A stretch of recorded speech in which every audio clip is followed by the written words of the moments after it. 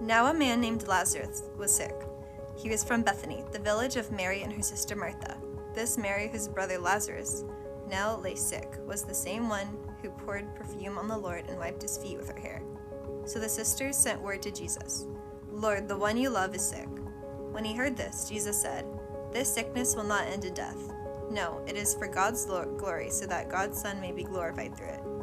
Now Jesus loved Martha and her sister and Lazarus. So when he heard that Lazarus was sick, he stayed where he was 2 more days, and then he said to his disciples, "Let us go back to Judea." "But Rabbi," they said, "a short while ago the Jews there tried to stone you, and yet you are going back." Jesus answered, "Are there not 12 hours of daylight? Anyone who walks in the daytime will not stumble, for they see by this world's light. It is when a person walks at night that they stumble, for they have no light."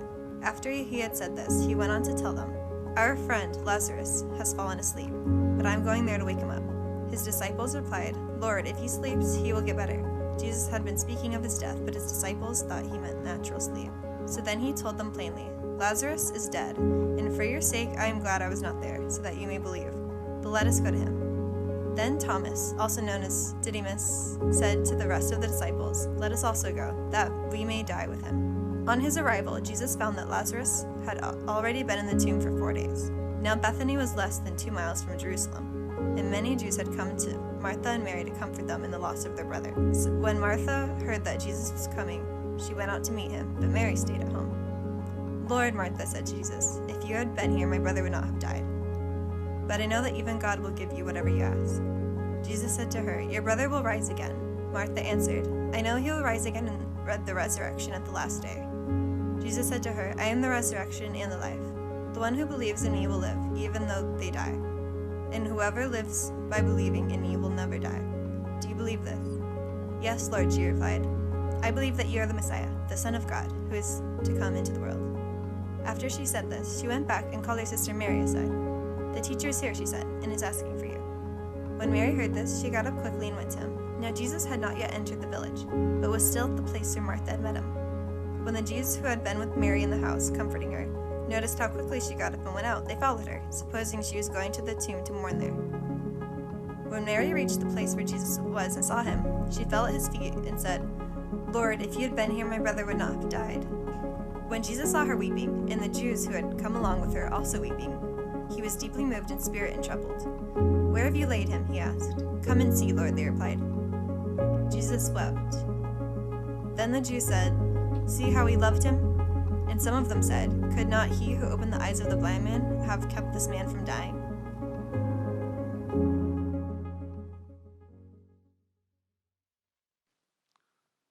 I don't believe I am exaggerating in the slightest when I say that I have thought more about dying and death and had more conversations about dying and death in the past few years than I have in the rest of my life combined. Now, I suspect that is in part because of my age. I'm old. And the older we get, the more those close to us tend to die. Ann's dad died probably a couple of years ago at the age of 89. And a handful of years before he died, he told us, he said, I quit going to funerals. I'm just not going to go anymore. Because it seems like every week I'm going to the funeral of another friend.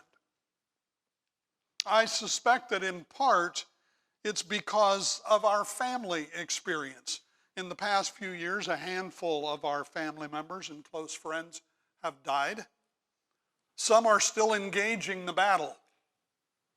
But death has been a frequent conversation in our family.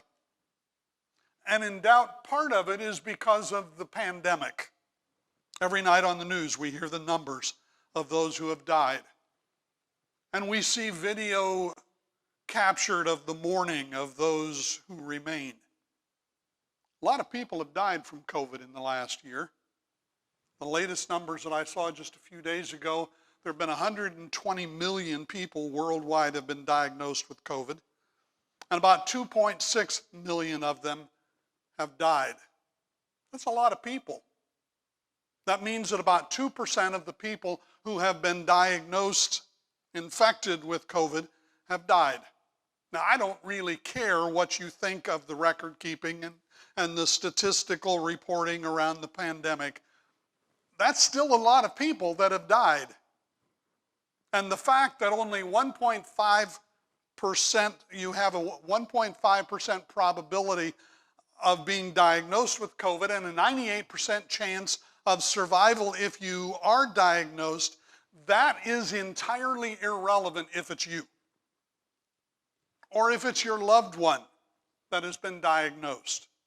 And when somebody close to us is diagnosed, our first thought is, I wonder, are they going to make it? And then we begin to ask the question, what would it be like to die? To take the step from the here and now into the then and there. Whenever that happens, what's it like? What difference does being a follower of Jesus Christ make in how we think about death? Have you ever wondered, what does Jesus think and feel about death? If you really want to know, I can't think of a better passage to go to than this story found in John chapter 11.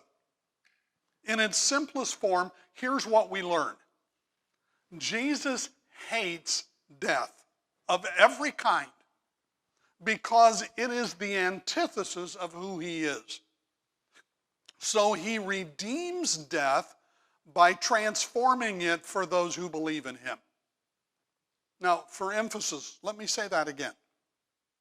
Jesus hates death of every kind because it is the antithesis of who he is.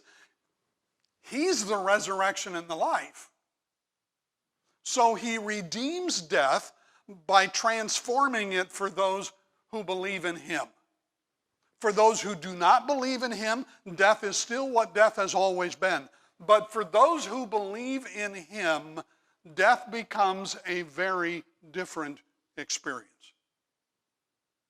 Now, before we unpack that statement, allow me one more time to briefly set a context for you. The Gospel of John is divided into two major sections, two books, if I may say. John chapters 1 through 11 comprise what theologians refer to as the book of signs. Chapters 12 through 20 comprise what is called the book of glory. And according to John himself in chapter 21, during Jesus' earthly ministry, Jesus did so many miracles that if they were written down, the world could not contain the books that would be written. In chapter 20, John wrote that Jesus performed many other signs. I want you to underline that word in your mind. In the presence of his disciples, which are not recorded in this book, but these are written that you may believe that Jesus is the Messiah, the Son of God, and by believing you may have life in his name. Out of all of the thousands of miracles that Jesus did, John recorded 7, arguably 8. He called them signs. Raising Lazarus from the dead was the last of those signs recorded in this book. Why does he call them signs, by the way? Well, what's the purpose of a sign? A sign points to something, doesn't it?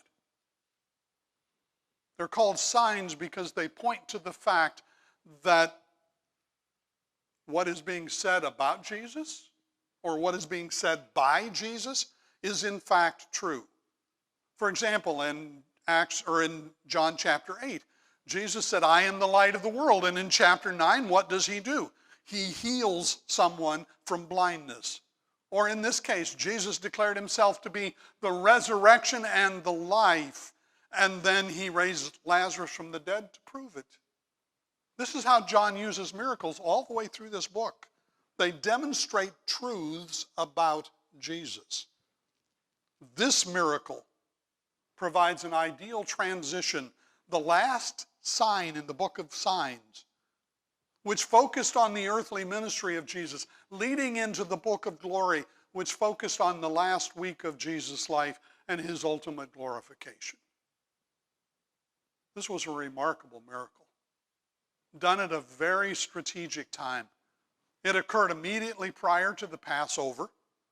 It was done in a very strategic place in a town called Bethany, which is just 2 miles east of Jerusalem on the road from Jericho.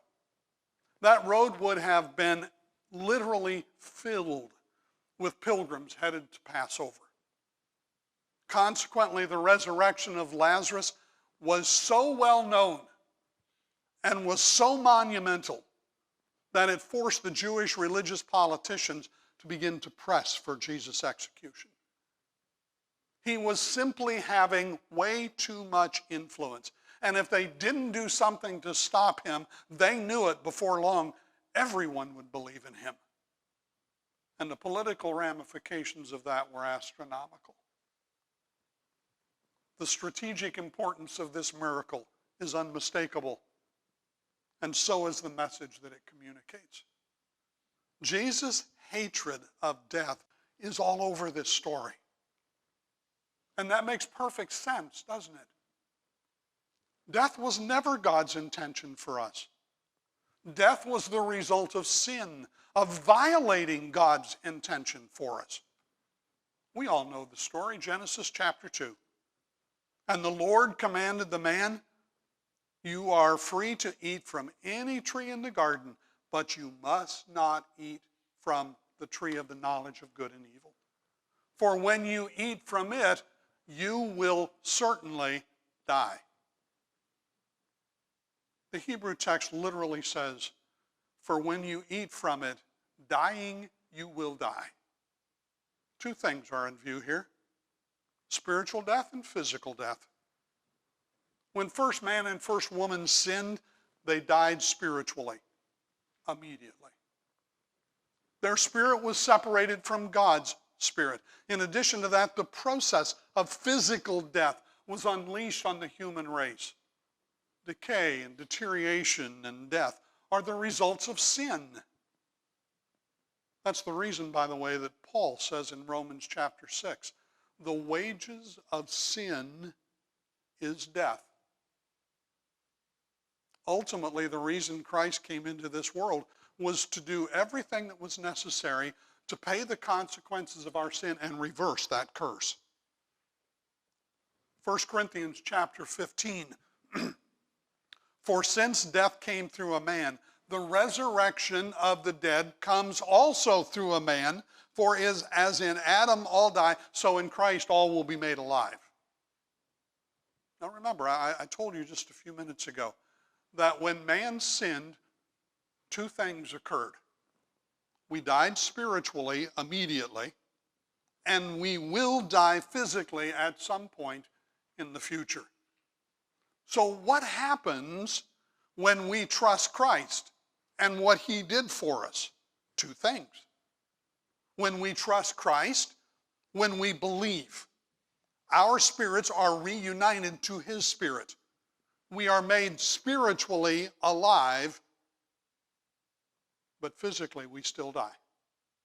You say, "Don, where's the good news in that?"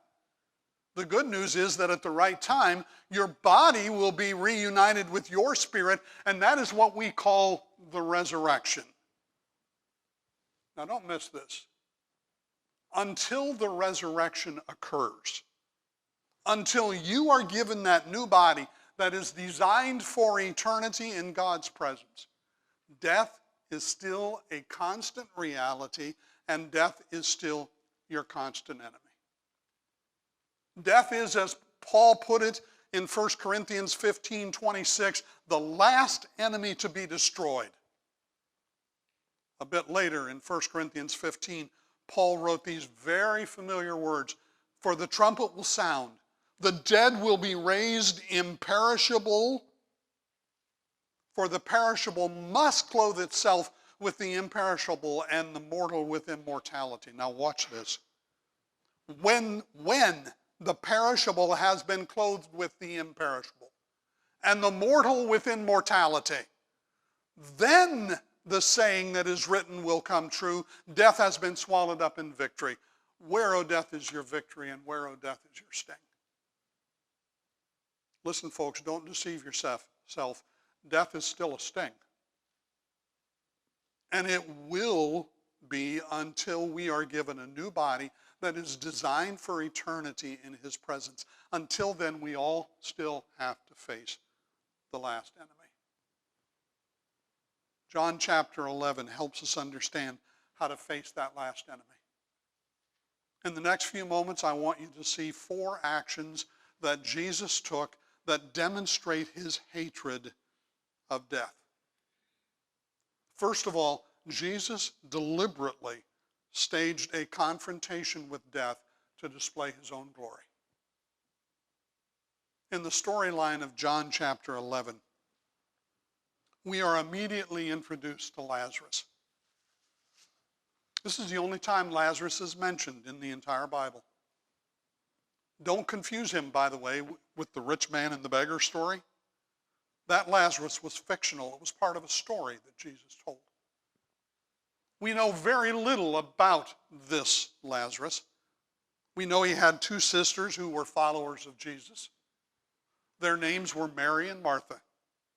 We assume that Lazarus was a believer, but nothing in the text explicitly says so. They lived in Bethany, not to be confused with the other Bethany, which was on the other side of the Jordan.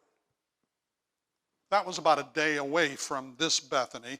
The only other thing we really know about Lazarus is that he was sick. So his sister sent a message to Jesus. The one you love is sick. The word translated love there is phileo, which is a friend kind of love. In other words, your good friend is sick. When Jesus got the message, what did he do? We would fully expect him to hightail it to Bethany, wouldn't we? But he didn't. Instead, he made a comment that is absolutely rich in meaning. He said, this sickness will not end in death. Listen, folks, when Jesus is involved, death is never the end of the story. Never. No, he says, it is for God's glory so that God's Son may be glorified through it. Jesus plainly states the purpose of Lazarus' illness here. It is not to bring about the death of Lazarus, but it is to bring about the glorification of his Son. It is important that we understand those words, glory and glorified. See, the glory of God is the full expression of his attributes. It is the fullness and the perfection of all that he is. We give him glory, or we glorify him, when we recognize that fullness and perfection, and when we make his attributes visible to others. In other words, this illness occurred because God wanted to put some attribute or attributes of his Son on display in this world so that the world could see it. There was some attribute that he wanted amplified. And if you listen to the story, you already know what it is. Now, the next line in this story, it'll blow your mind. Now, Jesus loved Martha and her sister and Lazarus. So when he heard that Lazarus was sick, he stayed where he was 2 more days. Didn't see that one coming, did you? Jesus loved Martha and Lazarus and Mary. So, because he loved them, he stayed where he was for 2 more days. You say, Don, why did he do that? That makes no sense. That's because you're evaluating love differently than God does. We believe that God shows his love by how much hardship he prevents, how much health and prosperity that he provides, how much comfort he brings into our lives. But in truth, God shows his love for us by how much he glorifies himself through us. Let that one sink in for a minute. Why did Jesus stay where he was 2 days longer? Because there was an attribute he wanted to demonstrate. He didn't want to prove to the world that he could heal again. He had done that thousands of times. There was a bigger point to make. There was a greater battle to be won, another attribute to be emphasized. Jesus was deliberately setting up a confrontation with death so that he could announce and prove that he was the resurrection and the life. Then after 2 days, he said to his disciples, "Yeah, let's go to Judea." And notice he didn't tell them why yet. His disciples were not excited, by the way, about the prospect of going back to Judea. They had just left there to avoid being stoned. You can read that story in the last few verses of chapter 10. And then in a very enigmatic statement, Jesus essentially tells them this: it's not my time yet. So we can keep doing the work of God until my time is up. And then he says, Lazarus is dead. And for your sake, I am glad I was not there, so that you may believe. Let us go to him. What a phenomenal statement. Jesus said, I'm glad I wasn't there. By not being there, I will grow your faith. This will work out for your good. Now, if we're honest, we often wonder that, don't we? Why, Lord? Didn't you show up when I needed you? Listen, God's actions toward us and the timing of those actions are always motivated by two things: his glory and our good. We must understand that God is indeed real and powerful and sovereign, and yet sometimes he allows suffering to come into our lives, and sometimes he even allows it to remain. But it's always for a reason. It is for his glory and our ultimate good. So they head back to Bethany to engage a confrontation with death designed to bring him glory. Secondly, Jesus openly declared his power over death to encourage his dear friends. When Jesus arrived in Bethany, he found a very disappointed, dejected family. There's a tension in this story. It's a tension that cannot be avoided. On one hand, the passage makes it clear Jesus loved Mary and Martha and Lazarus. On the other hand, he acted in ways that seemed inconsistent with that love. When they needed him, he stayed where he was for 2 more days. Martha was the first to meet Jesus when he arrived in Bethany. You know Martha's personality. She's going to confront it. It was Martha and then Mary. The first thing both of them said to him was, Lord, if you had been here, my brother would not have died. Do you feel it? Now, truth be told, that may or may not have been the case. If you do the math, it's at least possible that Lazarus died before Jesus even got the message. But that's not really the point here, is it? Mary and Martha felt abandoned in their time of need. We have those feelings sometimes. We read the Bible, and it tells us that we are his beloved children, that nothing is impossible for him, that he's able to do anything that he pleases. And so we cry out to him, Lord, please do this or do that. Please heal. Please provide. Please protect. Please bless. And sometimes when we seem to need him so much, he seems to be so very silent. And if we're not careful, our faith may begin to waver. And we start to wonder, if God really is able. If maybe there is something he can't do. Or is it simply that he won't do? And we forget that everything God does is ultimately for his glory and our good. And we forget sometimes that he whose heart is kind beyond all measure gives unto each day what he deems best. That's exactly where Mary and Martha were. And it came out in their every breath. So Jesus simply said to her, your brother will rise again. I'm convinced that Mary misunderstood Jesus here.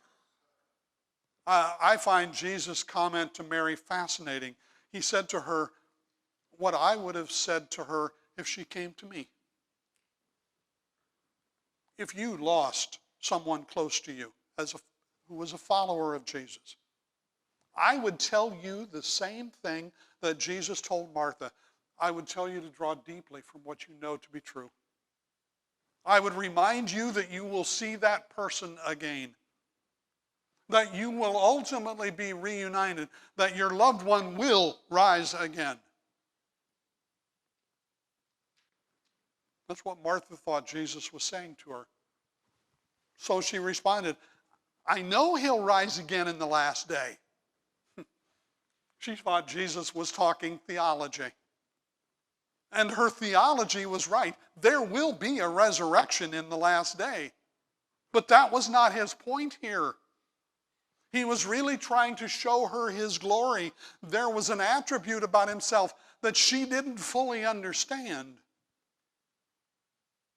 I find it interesting, don't you, that Martha had no problem believing that Jesus could heal Lazarus. But she seemed to think that there was nothing he could do with a dead guy. He had missed the moment of opportunity.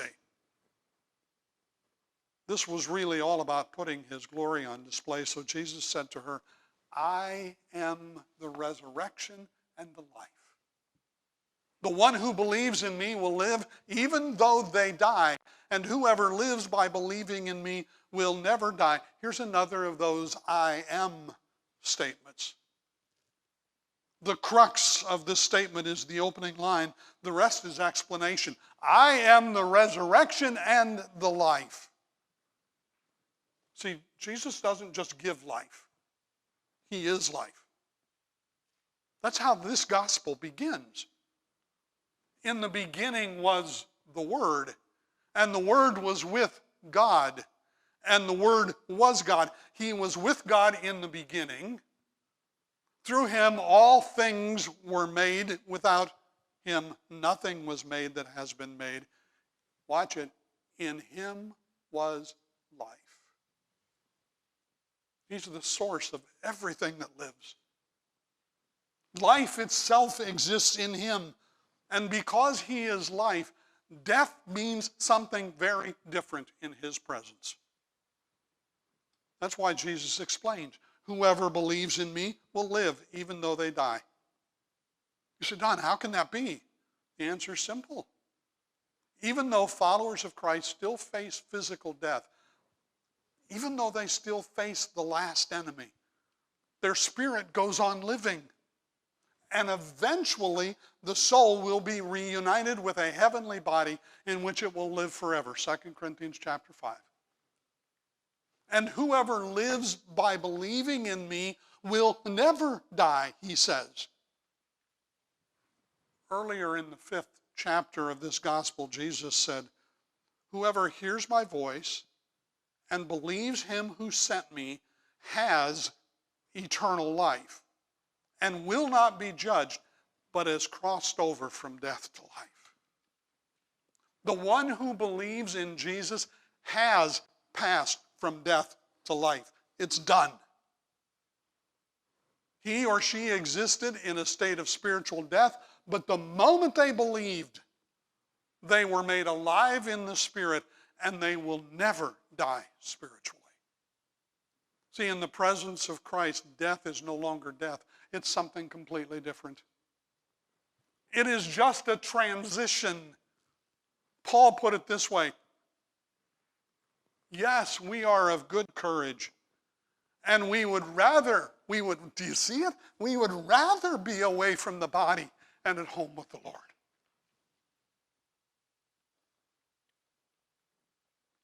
Martha and Mary came into this conversation disappointed, discouraged, and disillusioned. But Jesus made it clear. He declared his power over death. Not just as some future phenomenon, but as an essential part of his eternal character. He is, present tense, the resurrection and the life. Number 3, Jesus visibly raised Lazarus from the dead to prove his power over death. When Jesus met Mary, she was surrounded by mourners. They were all weeping. Actually, a better translation would be they were all sobbing. And when Jesus saw this, John says that he was deeply moved in his spirit and troubled. The word translated deeply moved is used again in verse 38 and 3 other times in the New Testament. And this is not a word of compassion. It's a word of warning. The other word translated troubled means to be shaken or agitated. It's the same word that was used to describe the stirring of the water or the agitating of the water at the pool of Bethesda. It's the same word that Jesus used in John chapter 14 when he said, "Do not let your heart be troubled." Put it all together. Jesus was upset. Some would even say that he was outraged in this moment. The passage does not tell us specifically why. Some say it was because of the loss of his friend and the sorrow that his family was experiencing. Some say it was over the horrors of death that were all encapsulated into this single moment. Some say it was because his motives and his love for this family were being questioned and he was angry. Perhaps it was a combination of all of those and more. Ultimately, we don't know why. The passage doesn't tell us. Whatever was driving Jesus' emotion here also drove him to action. And Jesus asked Mary, "Where have you laid him? Where's his tomb?" Mary took him to the entrance of the cave where Lazarus was buried, and there was a stone in front of the opening, and so Jesus said, "Take away the stone." Martha, ever practical, inserted herself into the conversation at this point, and in her best King James English said, "But Lord, he stinketh." Jesus essentially ignored that warning.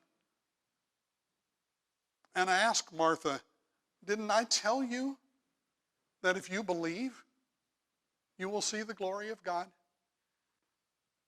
Can I give that to you in the Turner Amplified version? Martha, didn't I tell you that I was going to do something that would put my attributes on display, prove that I am the Son of God, and by extension glorify my Father all at the same time? And then Jesus prayed for the sake of those who were present around the tomb, and then he called out in a loud voice, "Lazarus, come out." 2 simple words. The man's name and 1 verb. It was a command. He only included the man's name because if he hadn't, the final resurrection would have occurred right then. Every dead person within the sound of his voice would have obeyed that command. And the very next words in the text are, "The dead man came out." What a sight that must have been. Wrapped in cloths, covered in spices to mask the odor. Lazarus hobbled out of the grave, and Jesus simply said, "Take off the grave clothes and let him go."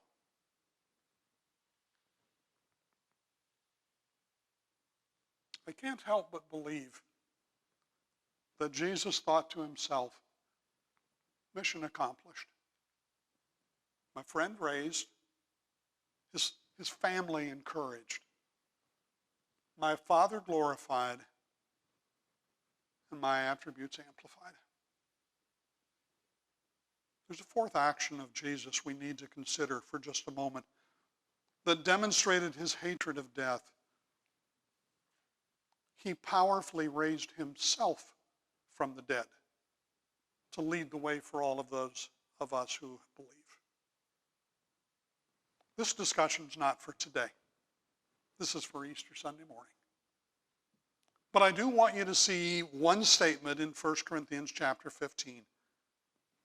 But Christ has indeed been raised from the dead, the first fruits of those who have fallen asleep. For since death came through a man, the resurrection of the dead comes also through a man. For as in Adam all die,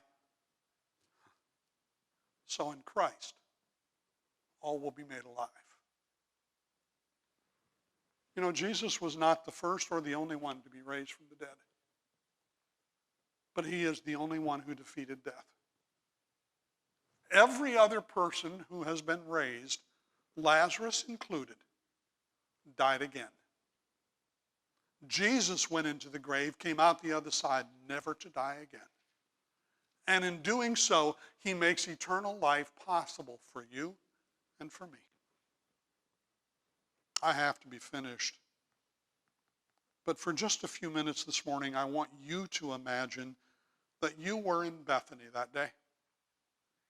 That you heard Jesus utter those paradigm-shattering words, I am the resurrection and the life. And that you were standing beside the mouth of that cave when Jesus cried out, Lazarus, come forth. And you watched Lazarus hobble out. How would that change the way you live from that moment on? How does the reality of eternal life change your approach to living in the here and now? I hope you'll go home and spend some time thinking through that. But can I get you started? I want to suggest 3 ways very quickly in which this story should change your today. First of all, live fully, not foolishly. The most foolish way that you can live is to attempt to avoid all risk. I believe that's what Jesus was communicating in Matthew 16.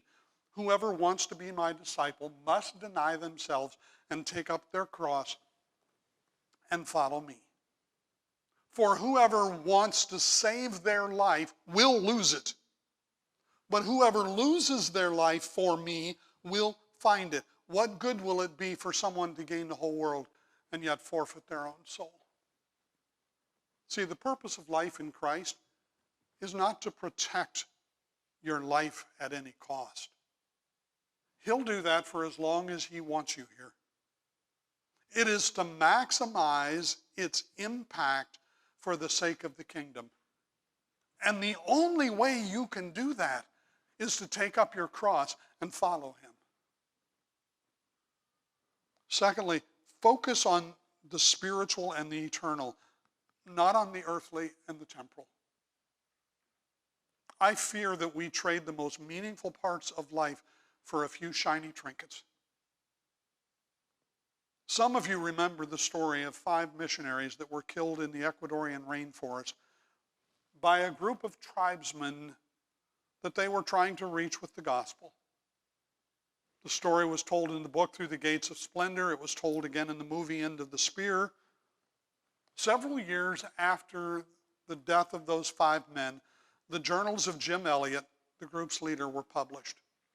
They contained this comment: he is no fool who gives up what he cannot keep to gain what he cannot lose. Jesus said essentially the same thing in Matthew chapter 19.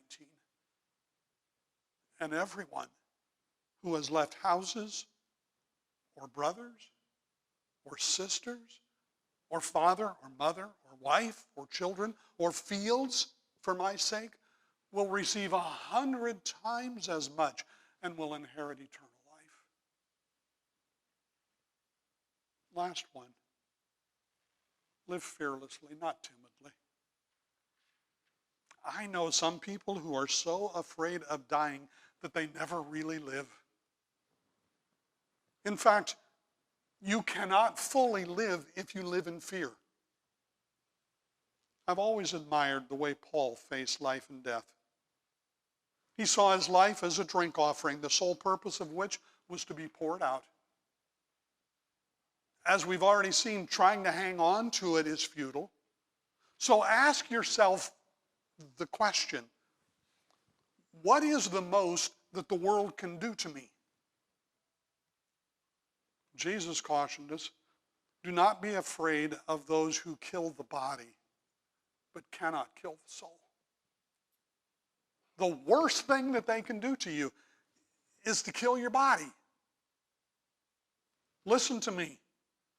You do not have to live in fear of COVID or any other virus.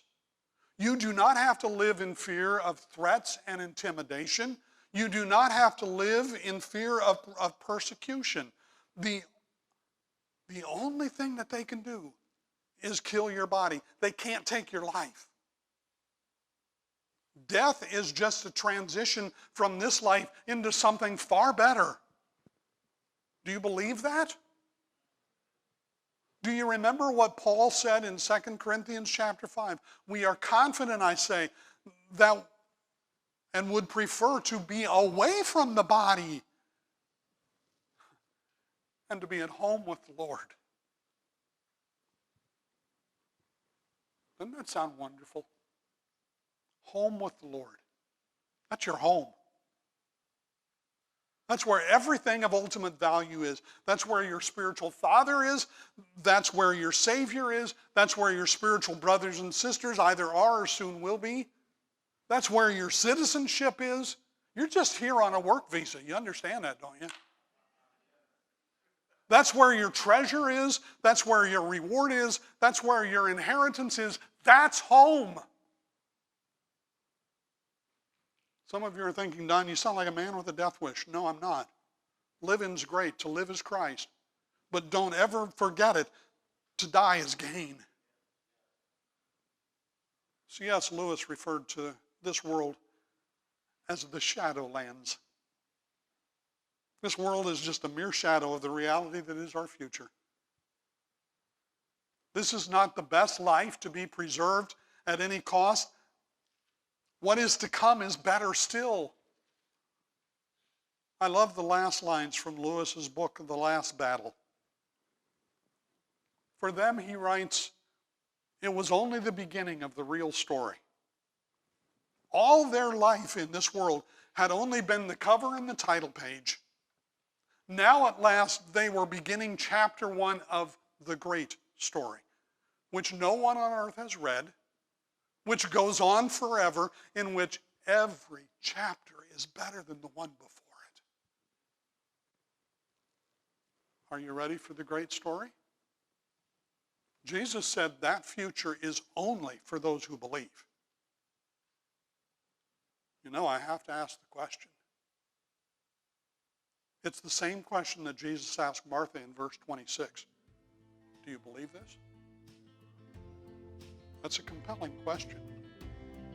Many did, some didn't. How about you?